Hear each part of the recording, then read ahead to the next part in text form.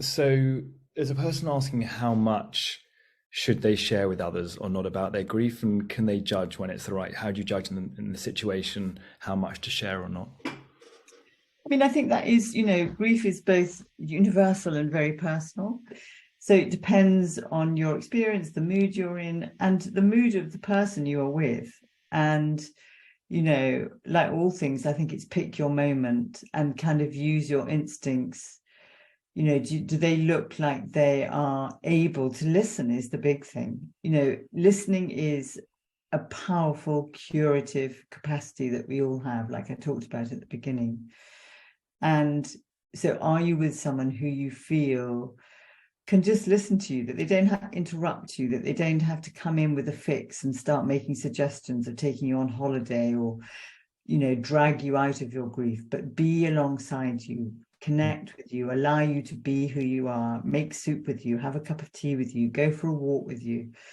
And I think often doing things is really helpful. So I think walking and talking, I've said this about a million times, so you'll be bored with me for saying it, but I really do think being outside, being in nature, even in the pouring rain, being the movement of your bodies, the way that there's no pressure to talk, but there is the capacity to talk, and the shifting of how you feel differently from the end of the walk than you did at the beginning. And I think doing that in connection with a friend or a family member, I do it with our children. So when they're cross with me, I sometimes dread them asking me to go for a walk because I think, oh my God, I'm going to get another bollocking. But when they're cross with me, I always say, can we go for a walk?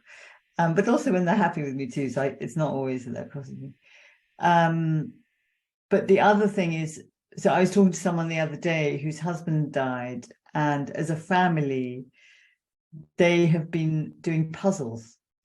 And I think puzzles are surprisingly helpful because, again, there can be 4 or 5 of you around the puzzle. You can have a drink, you can have silence, but you're doing something else.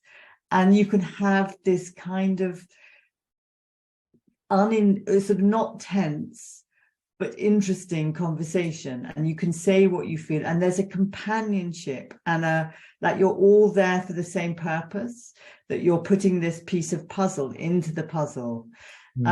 We did puzzles after your mum died, Jill. That's really lovely.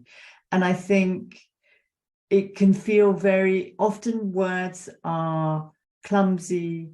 We can't quite find them. As families, it can be very complicated. There can be competitive mourning. There can be all kinds of things that go on in families. So doing things where you can be with each other that feels collective and connected can be really helpful.